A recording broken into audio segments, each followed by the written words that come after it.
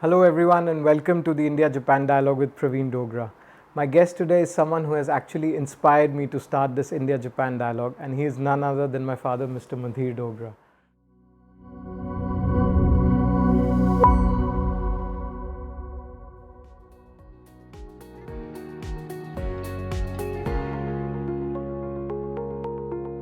Couple of years back, in the year 2020, the Emperor of Japan conferred one of the highest awards any foreign national can get from the government of Japan, the Order of the Sacred Treasure Gold and Silver Rays on Mr. Mandhir Dogra for his significant and long-standing contributions in improving and strengthening the bilateral relations between India and Japan. The award, the Order of the Sacred Treasure Gold and Silver Rays, is administered by the Decoration Bureau under the Cabinet Office, headed directly under the Prime Minister of Japan, and is given in the name of the Emperor of Japan. With a career spanning more than 35 years, having worked with more than 10 ambassadors and so many diplomats in these 35 years, he has contributed significantly towards the bilateral relations between our two wonderful countries. So without further ado, let us start this Indo-Japan dialogue with Mr. Mandhir Dogra. Thank you, sir, for taking out time today and meeting us and sharing your views and experiences with all our viewers. Thank you. Let me start with the first question. So, Mr. Dogra, you have worked as the senior advisor to the Ambassador of Japan for more than 35 years and recently been decorated with one of the highest honors by the government of Japan. What we would all like to know is how this journey started for you. How did you initially get connected to the Embassy of Japan? And how did this work with both the nations start for you?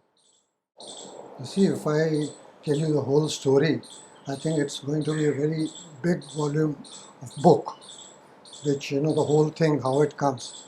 I belong to a doctor's family, and my parents were in Pakistan. After partition, they moved here. So my Right. guardian was appointed by Lord Mountbatten in the President House as a doctor physician to the president. He continued to serve 5, 6 presidents and so on. And like in our family, there were two people, like my uncle and my father, who were doctors. And my grandfather was also doctor. Oh, wow. So you can understand how the tradition was going on. And I have two more brothers elder to me. So my father was very keen that I should become a doctor. Okay. So I said, okay. He said, no, both of them have not become a doctor, you better become a doctor. So he put me in this very popular school, Hartwood Butler School, who has given the best of the students ICS and ambassadors, and they have also given me a decoration. They have, and even chief ministers, they are also from that school. So I studied there, and after passing 8th class or so on, you have to take subjects. So I could not get Right. biology. Then one of my uncle, who was a good friend of Bhutan king, and he asked him, "Isko tu lakh le apne paas." He said, "Okay." So I visited Calcutta, and he said, "Jayega Bhutan." I said, "Okay, I will go." And I took a flight and I visited Bhutan. And while I was there, then Japanese were coming there, embassy people also, and I looked after, means I took good care of them. They were very much impressed. So they said, when you come to Delhi, meet us. So in Delhi, we used to live in the President House, where my another uncle was physician to the president. So there also, all these people were coming, embassy people. So that's how it started. So while studying, I met some people from ambassador of Japan. So he said, "What are you doing?" While conversing, he said, "Why don't you join us?" I said, "I will see, because I am studying and I have to continue." He said, "If you want to discontinue, you can leave us." I said, "Okay." That's the beginning of my career with Japan Embassy, and I was appointed there. That time was there's a protocol office there, in which headed by the ambassador, minister, and counselor, 3 people. I was asked to look after the basically prepare speeches, agreements, exchange of notes, which I continue to do this, ambassador speeches, as I mentioned to you, all sort of work. And daily to daily means every day you have to report to them what is going on in this country. Any embassy, they do that. Right. So that was I liked that. because I was well versed with that. I was in such a position that they really felt very happy that they could get such type of reporting from me.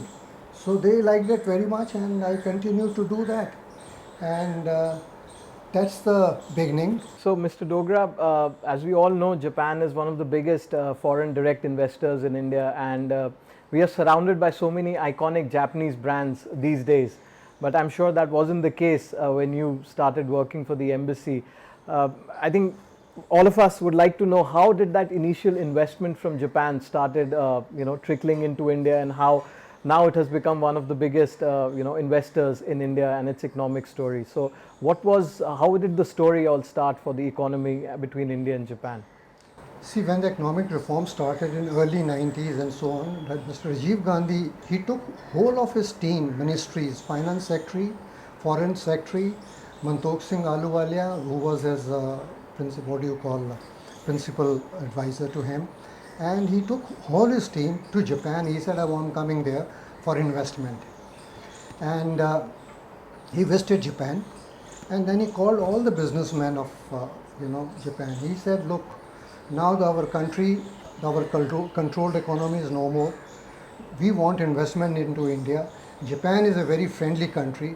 We would like you to come to India and start business here, and we will do everything whatever you want. Japanese reaction was, it came into newspaper, sir, what can we do? What will we do there? If we ask for any small project and so on, we have to take rounds between Udyog Bhavan and North Block. He said, okay, I will give you a reply. That time the finance secretary was there, Mr. Venkatraman. Mr. Venkatraman, could you give them a reply? Yes, sir, I will do that. Sir, as soon as I go back home, I will open a single window clearance. Any Japanese project coming to India will go there. Within 15 days it will be cleared. In case it doesn't get cleared, it will go to Mr. Ahluwalia. Okay. From there it will come to you. Okay, fine. India offered them 3 places, IMT, Manesar, Noida, and Bangalore. And they said these are the 3 places, you see that and decide on that. So that's how it started. And then I was given the charge of Gurgaon. So I went there, they did a lot of good job and so on, and it was selected. What I noticed while preparing note verbal and so on, every time they are asking me, Mr. Tubra, write to the government of India that we want a Japanese school here. Okay. So this was when? In 1970s? 70s. Okay. There was no school here. Okay. And There was no Japanese school. Japanese school. Right. No, their children, whosoever brought their child, they were going to the American school, so they had great difficulty. Okay. I said, sir, I have been watching, I told the ambassador, for last so many years, this you have been trying it and nothing is happening. He said, yes, Mr. Dogra, can you do something? I said, yes, I'll do that. I will not tell you in details or something. Within a short period, I got them the permission. And at the time of inauguration, Arjun Singh, Chief Marshal, who was Right. Lieutenant Governor of Delhi, he, ambassador and I, 3 people inaugurated that school. So, Mr. Dogra, on this point of skill development, I think having a skilled labor force works wonders for any manufacturing company, and especially for Japanese companies where skill is very important. One of the skills I wanted to talk about is the language, Japanese language. I have lived in Japan, worked in Japan, learned the language. And for you, how did you work in the Embassy of Japan? You did not know the language, so I guess does it become easy or difficult to work with the dignitaries without knowing the language? Because as far as I'm concerned, speaking the language sort of helps you to connect a bit more. But how did you sort of experience that without knowing the language? As I mentioned to you earlier, that I was preparing speeches, I was preparing note verbals, I was preparing agreements. Those were not in Japanese, they were all in English. Right. And especially where I was sitting with the ambassador, they are all from Oxford or Cambridge or anywhere, one of the best universities. So there, to know Japanese is also a disqualification. I'm sorry to say that, but means that is not required. Right. So that is why I was quite happy, because I had a very nice atmosphere. They serving all over the world, and they come here as ambassador at the last leg, which is the age of 60s and so on. So you feel very comfortable. Nothing.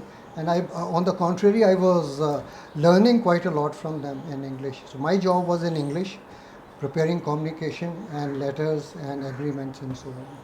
So India and Japan are also part of various forums, the Quad being the latest. So again, in the next 5 to 10 years, this relationship should become really strong. We have certain big projects, financed by the government of Japan, like the bullet train project, which should, come up recently. So again, as per you, in the next 5 to 10 years, India-Japan alliance should become one of the most powerful alliances in Asia. It will definitely become. It's going to really expand and really going to go quite long, and especially Abe and Mr. Modi, they have done quite a lot, and there are so many things are going on. India is and Japan especially are looking for a bright prospects. Mr. Dogra, thank you so much for your time today. It was very enriching to know about the history of India-Japan relations and how your work contributed towards strengthening our bilateral relations. I'm sure our viewers would have learnt a lot through your thoughts and experiences. So thank you very much, and we wish you all the best in your future endeavors. Thank you so much. It's my pleasure, and I would like to tell the viewers that whatever you do, wherever you are, excel in that. Do wonders, don't go for one particular thing where you don't have a knack, and you'll be successful in life. All the best.